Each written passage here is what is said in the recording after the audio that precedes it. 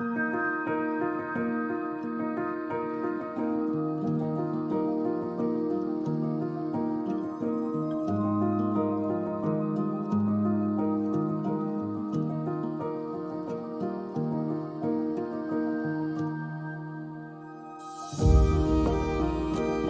conferencia El deleite en el matrimonio es presentada por Ministerios Genezaret, perteneciente a la Iglesia Bautista Genezaret, unidos por el poder del Evangelio. Universidad Cristiana de las Américas, preparando a una nueva generación profesional con cosmovisión bíblica. 7 licenciaturas y 2 maestrías. Pregunta por la maestría en Predicación Expositiva totalmente en línea y con reconocimiento oficial. Instituto Cristiano de las Américas.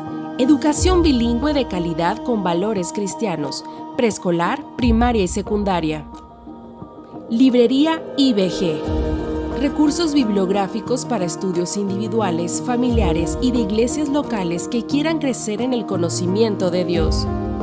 Palabra y Gracia. Un blog dedicado a la exposición de la sana palabra de su gracia, porque solamente la palabra puede salvar y santificar al creyente.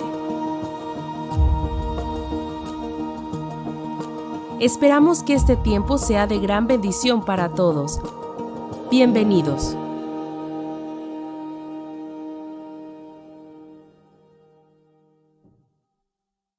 Mis hermanos, es un enorme privilegio para mí poder estar entre ustedes predicando la palabra de Dios en estos días, y algo que tanto mi esposa como yo deseamos de todo corazón, a pesar del COVID, a pesar del protocolo que tenemos que guardar, la distancia social y todo lo demás.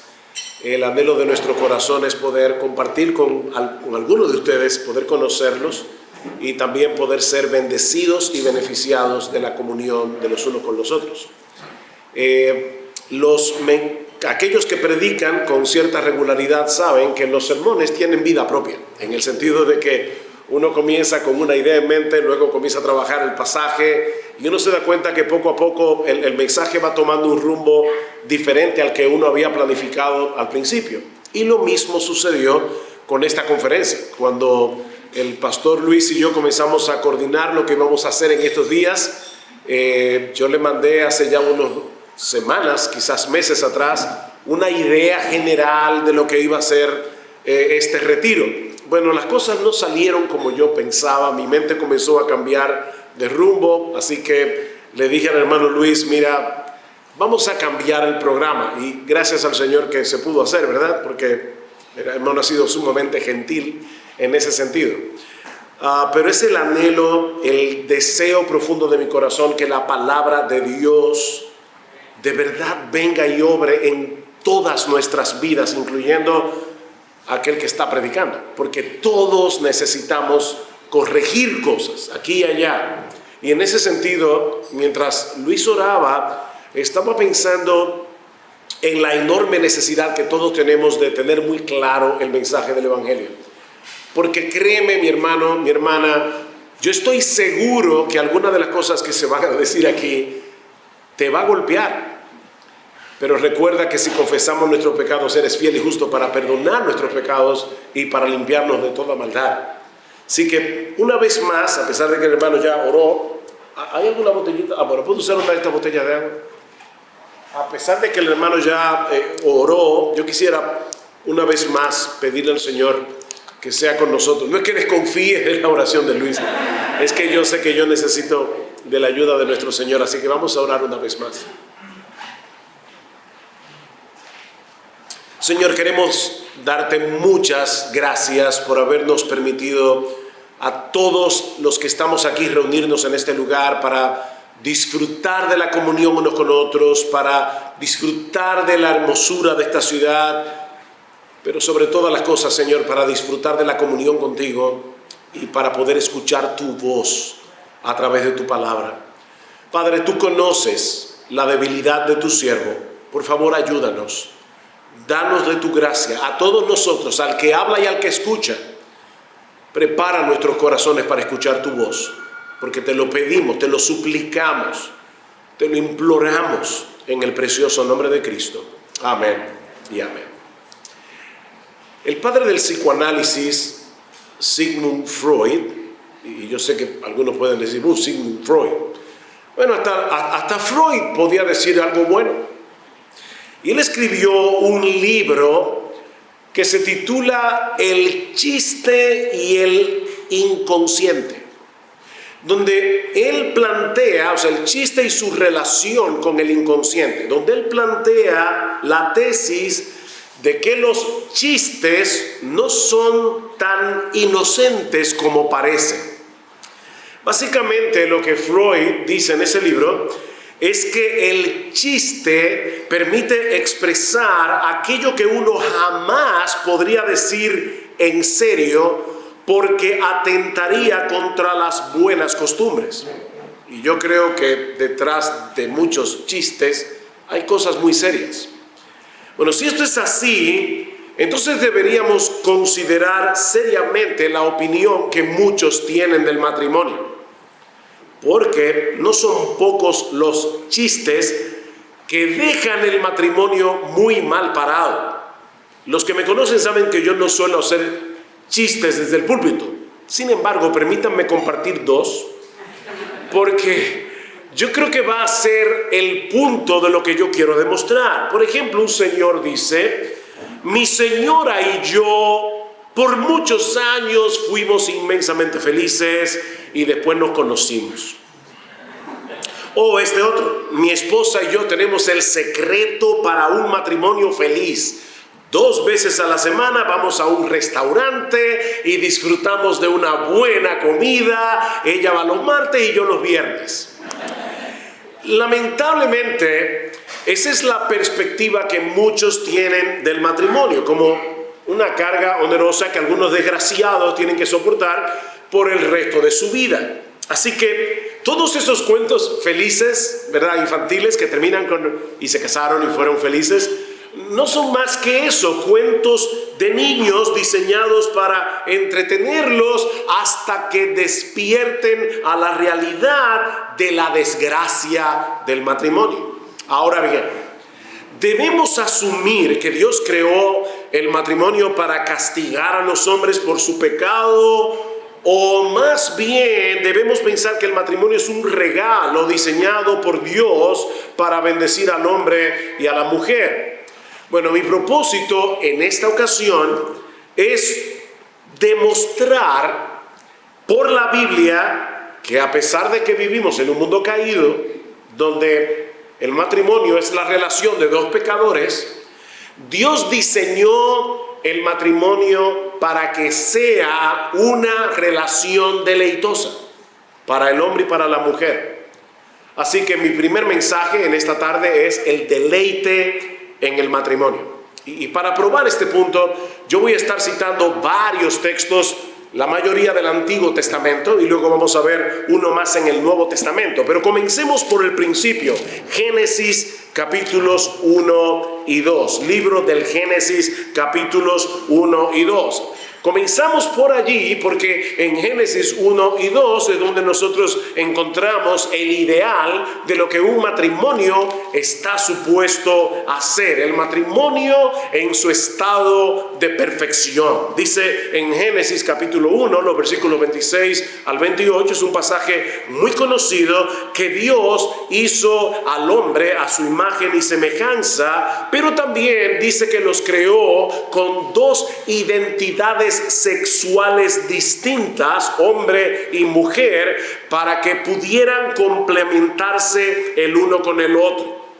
Ambos poseen la misma naturaleza como seres humanos, ambos poseen la misma dignidad, pero no la misma identidad sexual. Dice en Génesis capítulo 1, versículo 27, y creó Dios al hombre a imagen de Dios, los creó, varón y hembra los creó, con el propósito de que hubiera algún tipo de unión entre ambos, porque dice en el versículo 28 que luego Dios los bendijo y les ordenó fructificar y multiplicarse. Así que en la mente de Dios, Él creó al varón y a la mujer para que hubiera algún tipo de conexión que permitiera la procreación. Pero yo voy a demostrar que no era solamente la procreación. Ahora, en el versículo 31, luego de haber creado al varón, a la mujer, luego de haber hablado, ¿verdad?, encubiertamente de las relaciones sexuales que iban a permitir la propagación de la raza humana en la tierra, dice en Génesis capítulo 1, versículo 31, que vio Dios todo lo que había hecho y he aquí que era bueno en gran manera.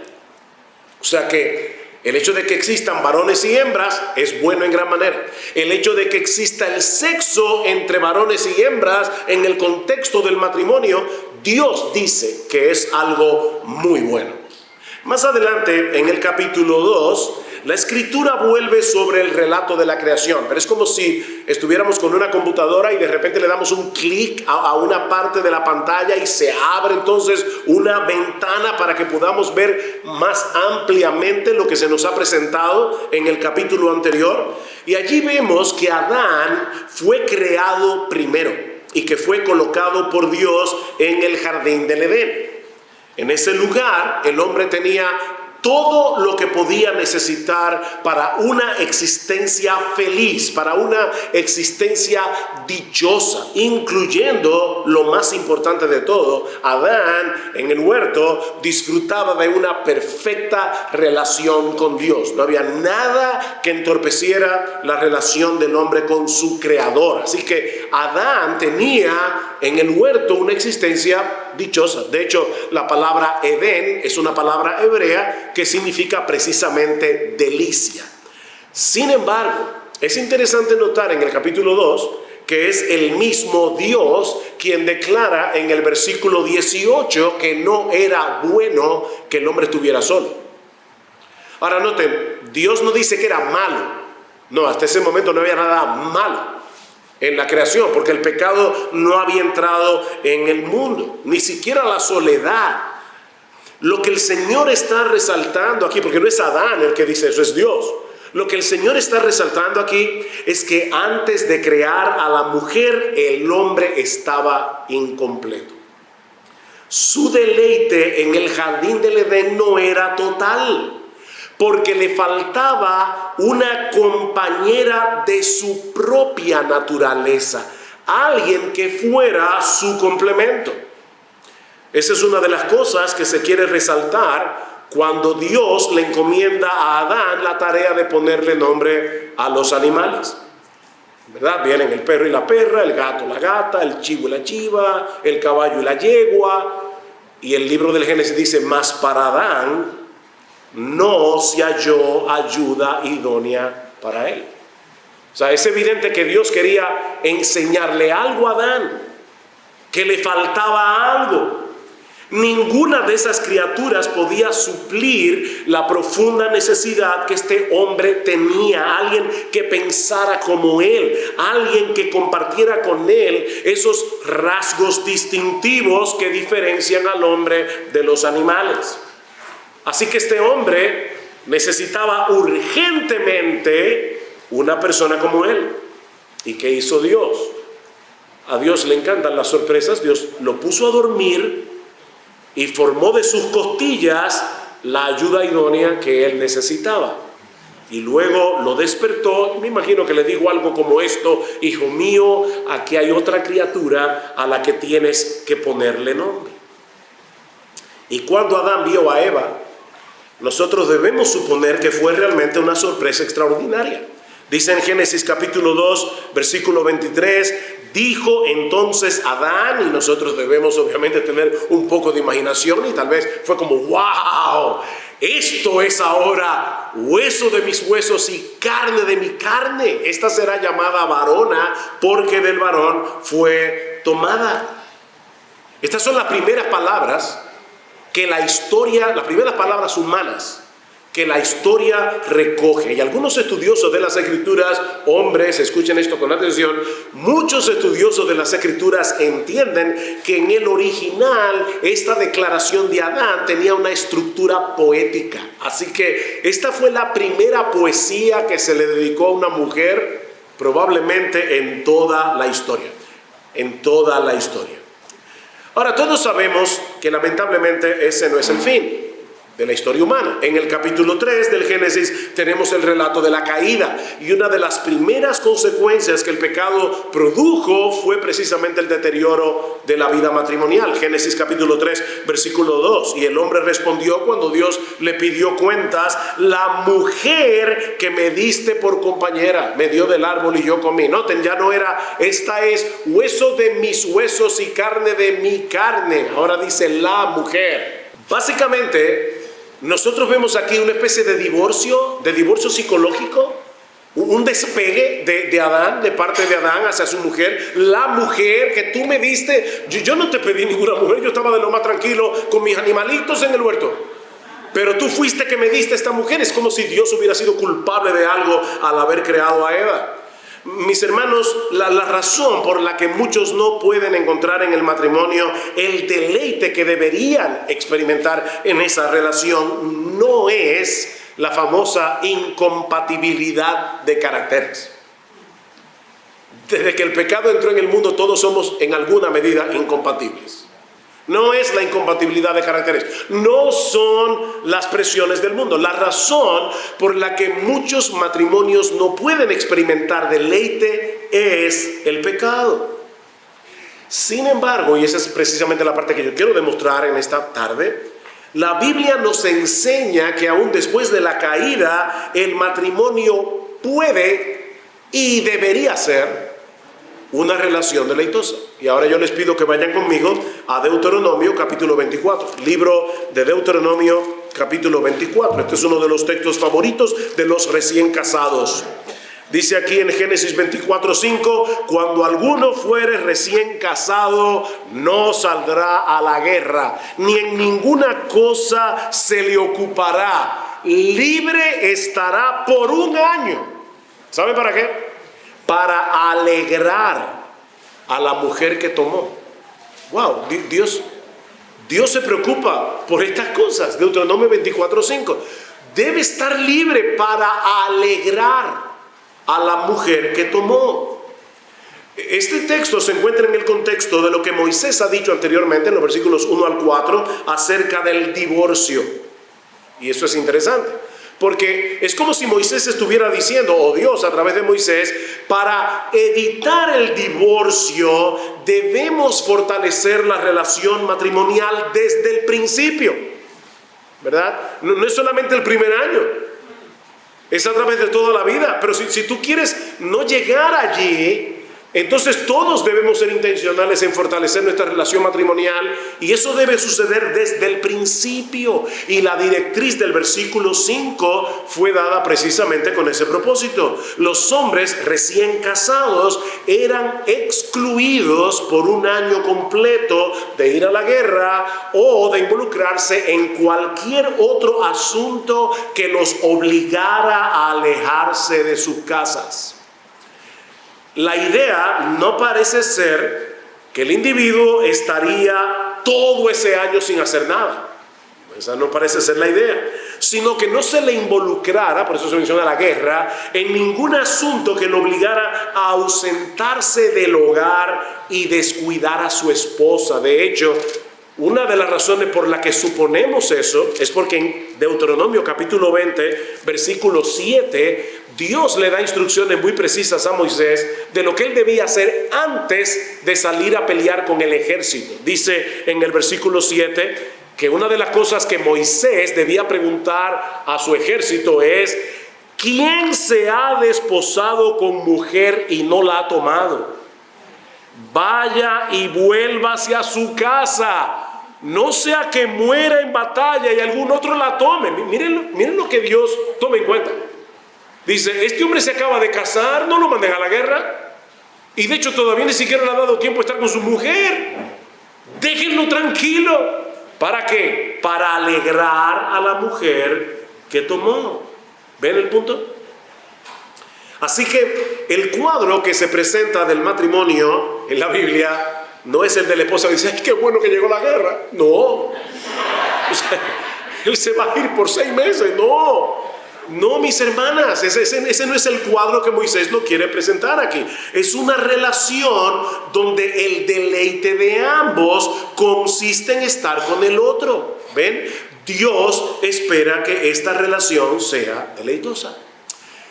Sí, pastor, pero mire, eso es al principio, cuando uno está recién casado, pero después nos envolvemos en la rutina de la vida, conocemos mejor al individuo con el que nos hemos casado, y entonces el panorama cambia drásticamente.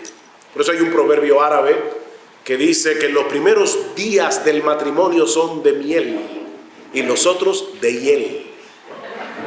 Pero realmente debería ser así. Ahora yo los invito a ir a Proverbios capítulo 5.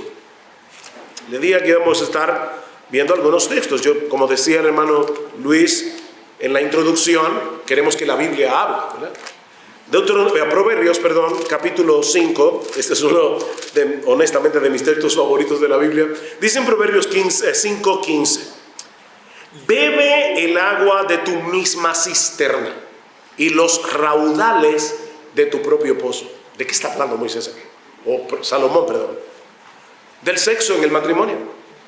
Se derramarán tus fuentes por las calles y tus corrientes de aguas por las plazas. No sean para ti solo y no para los extraños contigo.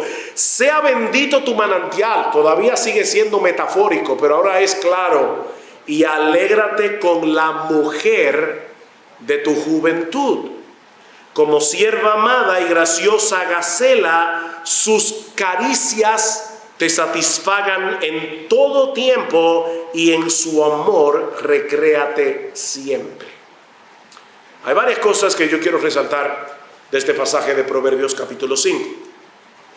En primer lugar, estos versículos enseñan claramente que el matrimonio está supuesto a ser una relación deleitosa. En el versículo 15 se compara con el deleite que sentimos cuando calmamos nuestra sed, y no precisamente con un chorrito de agua. El texto habla de raudales, los raudales de tu propio pozo.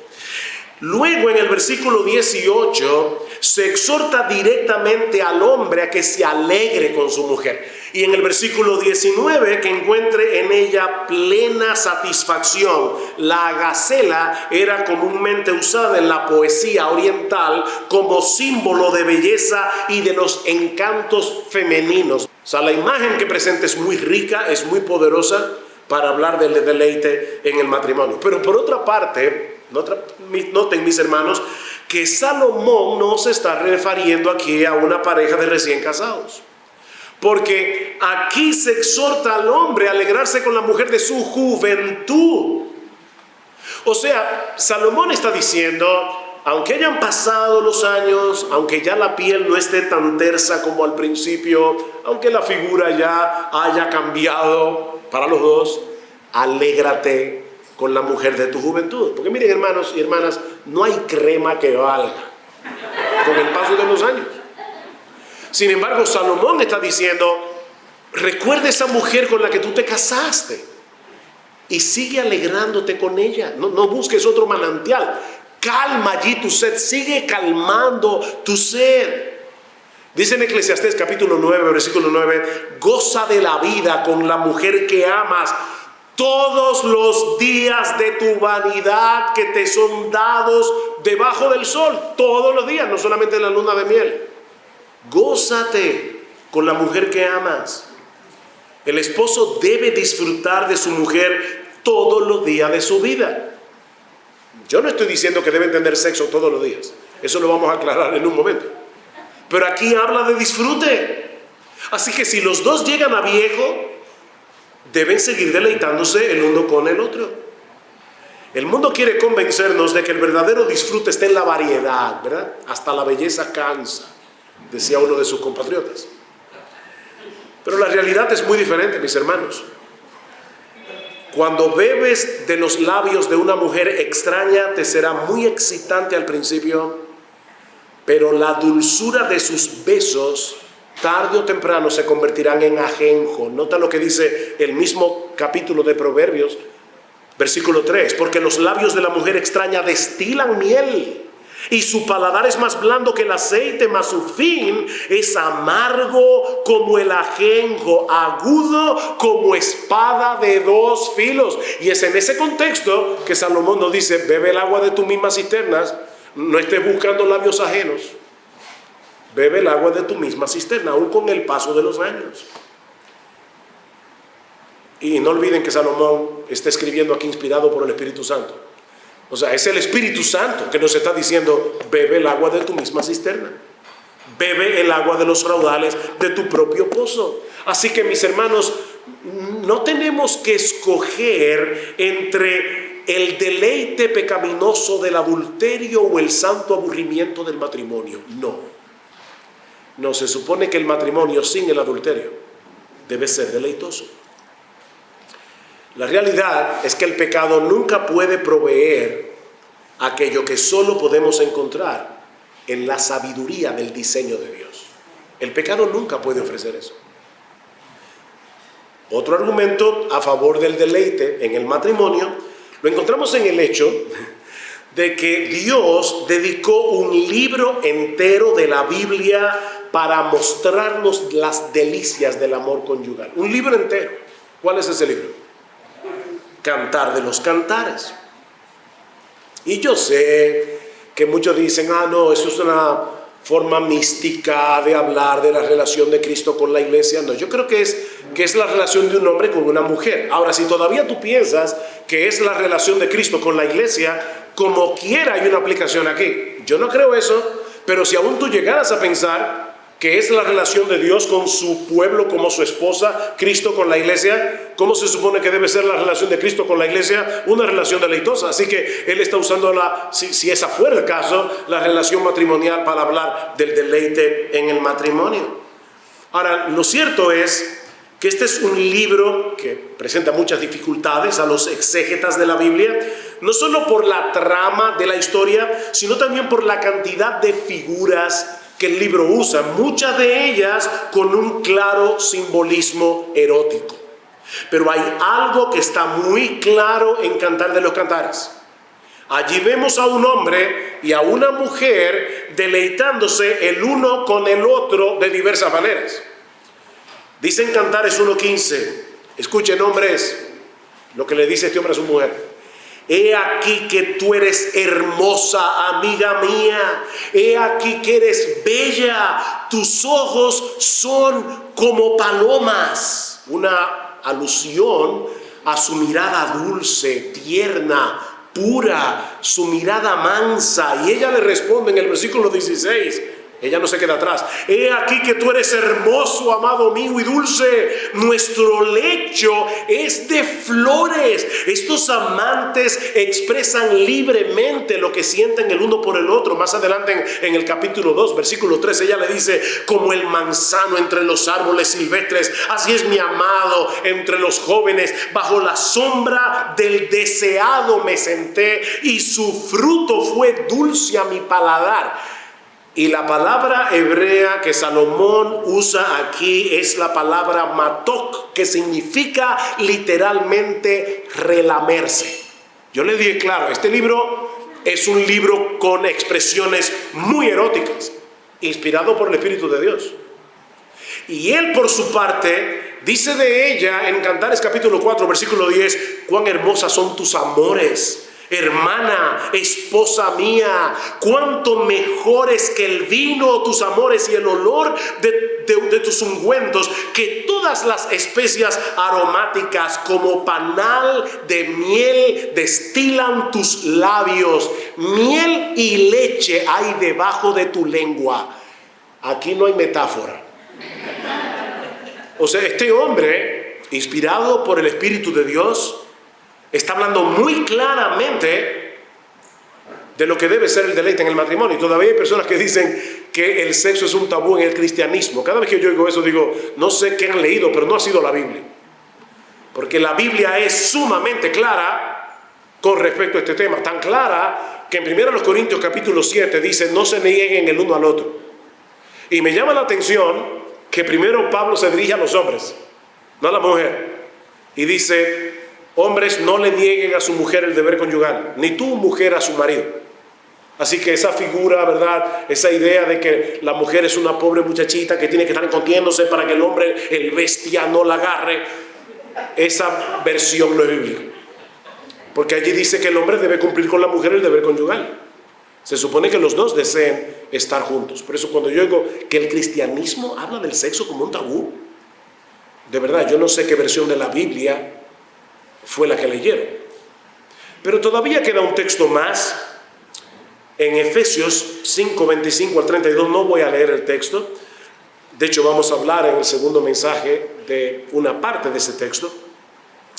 Pero en este pasaje no se habla del deleite del matrimonio de una manera explícita, pero sí se compara la relación de Cristo con la iglesia como con la relación del esposo con la esposa. Ahora yo les pregunto, ¿cómo se supone que debe ser la relación de Cristo con su iglesia?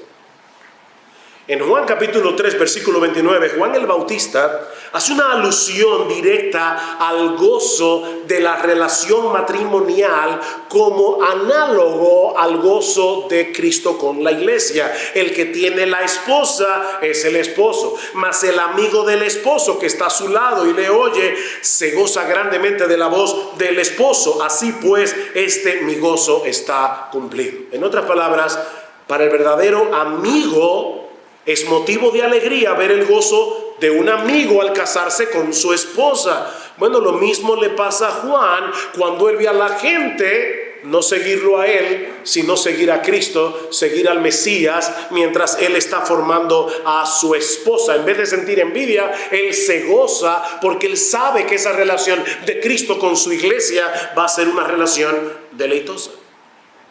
Así que la relación del creyente con Cristo debería ser una relación de gozo y deleite. El reino de Dios no es comida ni bebida, dice Pablo en Romanos 4:19, sino justicia, paz y gozo en el Espíritu Santo. Si el matrimonio está supuesto a representar la relación que Dios tiene con su pueblo, y en el Nuevo Testamento Cristo con su iglesia, entonces debiera ser una relación deleitosa. Dice en Isaías 62:5, como el gozo del esposo con la esposa, así se gozará contigo el Dios tuyo. ¡Wow! O sea, oigan lo que está diciendo. Dios está diciendo, miren ese matrimonio, miren ese gozo. Yo me voy a gozar con ustedes de la misma manera. Y es mucho mejor, obviamente. Es por eso que el creyente aguarda con expectación la llegada de aquel día en que esa relación que ahora tiene con Cristo por la fe sea consumada en las bodas del Cordero. Gocémonos y alegrémonos y démosle gloria porque han llegado las bodas del Cordero y su esposa se ha preparado. Bien, mis hermanos, yo pienso que estos textos son... Yo no estoy terminando. No digo esto porque... ¿verdad? Mucha gente cuando dice, ya hemos visto y ya. No, yo no estoy terminando, yo no quiero mentir. Siempre se ha dicho que las 3 mentiras más comunes son la del abogado que dice que te va a cobrar poco, la del dentista que dice que no te va a doler y la del predicador que dice que ya está terminando. Yo no estoy terminando. Ok, yo pienso que estos textos son suficientes para probar el punto que queríamos probar. Dios enseña en su palabra que la relación matrimonial debería ser una relación deleitosa. Pero en los minutos que me restan, yo quisiera enfocar algunas consideraciones que debemos tomar en cuenta si queremos tener una expectativa realista de lo que vamos a encontrar en el matrimonio. Así que ya vimos el deleite en el matrimonio probado. Veamos ahora en segundo lugar el deleite en el matrimonio debidamente cualificado. Y lo primero que quisiera destacar aquí es que el deleite en el matrimonio posee diversas facetas. El deleite en el matrimonio posee diversas facetas. Aunque varios de los textos que hemos leído enfocan el deleite sexual en el matrimonio, mis hermanos, el deleite que debemos experimentar en esta relación no es exclusivamente sexual.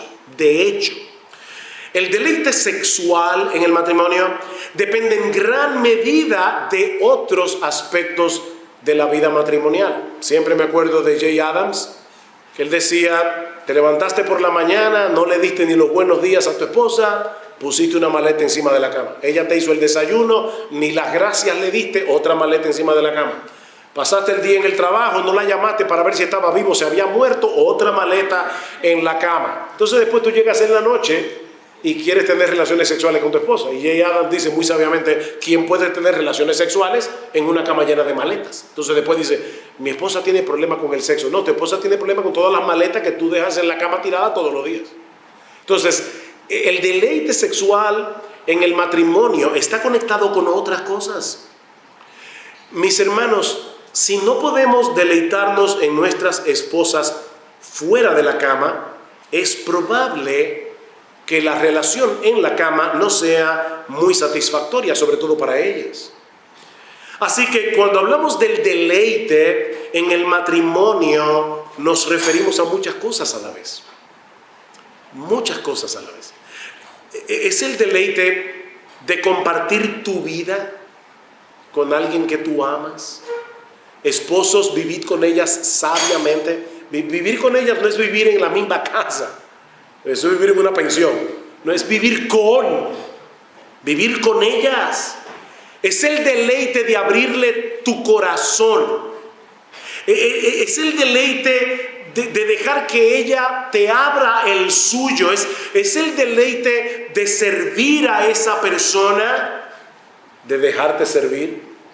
Es el deleite de verla haciendo algo bien y decírselo. Es el deleite de verla gozarse en algo particular o que ella se goce en verte a ti disfrutando algo. Mis hermanos, es un deleite entre dos seres humanos. Y los seres humanos tenemos muchas facetas, creados a la imagen de Dios.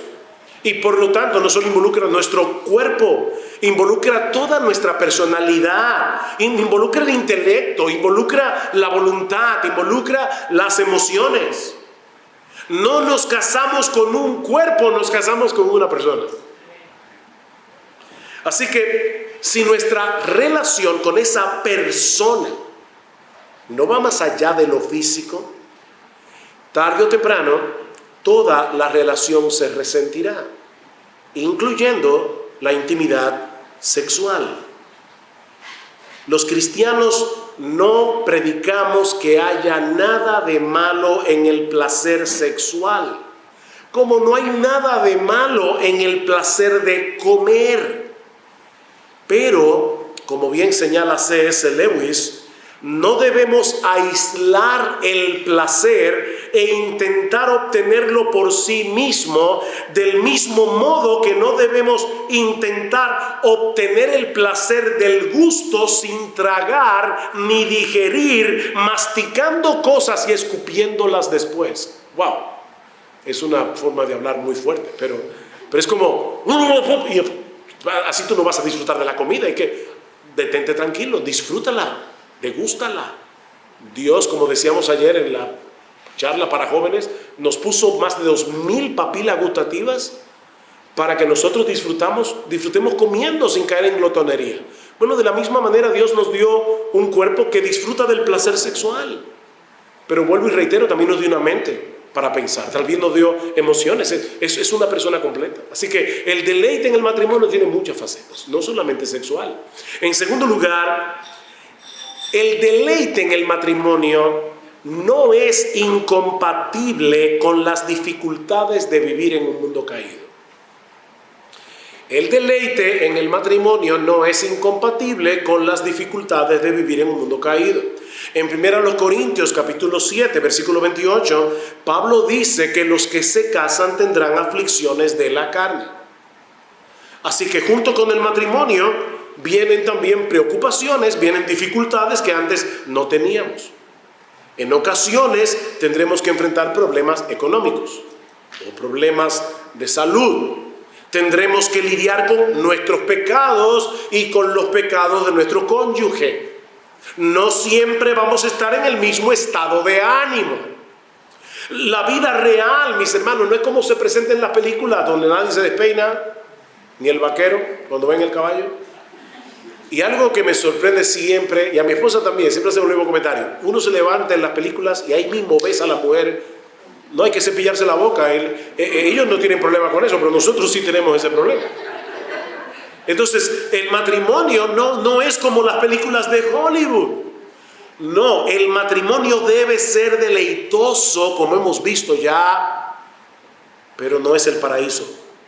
Nosotros vamos hacia el paraíso, pero todavía no hemos llegado al cielo.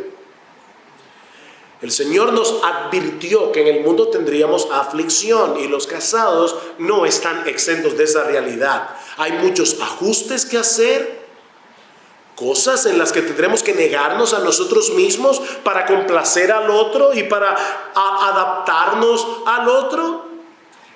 Pero aún así, nosotros podemos y debemos experimentar deleite en la relación matrimonial a pesar de esas dificultades, siempre que tomemos en cuenta la siguiente consideración, la tercera. Y es el hecho de que el deleite en el matrimonio no se experimenta siempre ni de la misma forma ni en la misma intensidad. El deleite en el matrimonio no siempre se experimenta ni de la misma forma ni en la misma intensidad.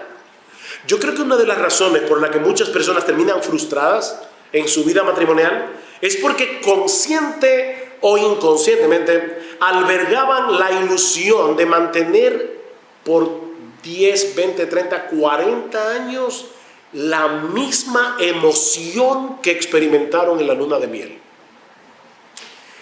El problema es que los sentimientos son muy inestables y dependen de una serie de factores que nosotros no controlamos. Es por eso que, otra vez, citando a C.S. Lewis, el autor de las Crónicas de Narnia, él decía que el amor verdadero va más allá del simple sentimiento de estar enamorado. Vuelvo y repito, el amor verdadero va más allá, es mucho más profundo del simple sentimiento de estar enamorado. Y ahora él dice, se trata de una profunda unidad mantenida por la voluntad. ¿Oyeron eso? Yo me divorcié porque se me fue el amor. No es que eso no era un virus, o sea, eso no se va. Eres tú el que dejaste de voluntariamente amar a tu esposa. Es un movimiento de la voluntad que por supuesto produce emociones. Pero primero yo decido amar. Es algo voluntario. Así que se trata de una profunda unidad mantenida por la voluntad y deliberadamente reforzada por el hábito. Me encantó eso. Hay hábitos que nosotros debemos hacer con nuestras esposas. Ayudarlas, servirlas, ser pacientes. Y por la gracia que ambos cónyuges piden y reciben de Dios, pueden sentir ese amor el uno por el otro, incluso, me llamó la atención esto, incluso en los momentos en que no se gustan, del mismo modo que yo me amo a mí mismo, incluso cuando no me gusto. ¿A ti nunca te ha pasado que tú te miras en el espejo y no te soportas? Sin embargo, todos nosotros nos amamos a nosotros mismos. La Biblia asume el amor propio, pero no siempre nos gustamos a nosotros mismos. ¿O no es así? Sigue diciendo Lewis, estar enamorado los llevó primero a prometerse fidelidad. Este amor más tranquilo les permite guardar esa promesa. Y esa base de este amor, como funciona el motor del matrimonio, estar enamorado fue la ignición que lo puso en marcha. Pero ahora tú tienes que mantener el carro moviéndose. Déjeme poner un ejemplo, perdón, otra vez se me olvidó. ¿A qué hora yo comencé a predicar?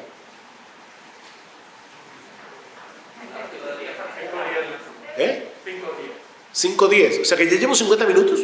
No puede ser. Pero ya estoy terminando. No sé, ahora sí es verdad que estoy terminando. No se preocupen. Pero déjenme decirles algo rápidamente. Miren, hay personas que dicen, mira, cuando yo me casé yo estaba enamorado, pero ahora no la soporto. De hecho, ahora mismo, lamentablemente mi esposo y yo estamos lidiando con una pareja, no entre nosotros, pero una pareja que nos da mucha tristeza porque él me decía a mí, mira, Sugel, de verdad, es que ya yo no la aguanto, yo no la soporto. Y yo le decía a esta persona, digo, mira, déjame decirte algo. ¿Cómo fue que tú llegaste ahí? Porque tú estabas enamorado de tu esposa cuando te casaste con ella. No fue Cupido que te metió un flechazo.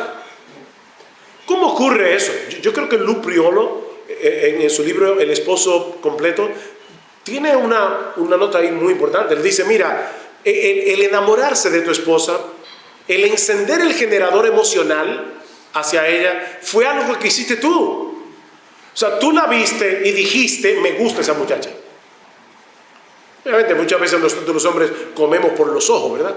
Y nos gusta físicamente, pero luego comenzamos a tratarla y dicen, me gusta cómo ella reacciona, me gusta cómo ella me trata, me gusta cómo ella hace esto, me gusta cómo hace aquello, todo muy un encanto.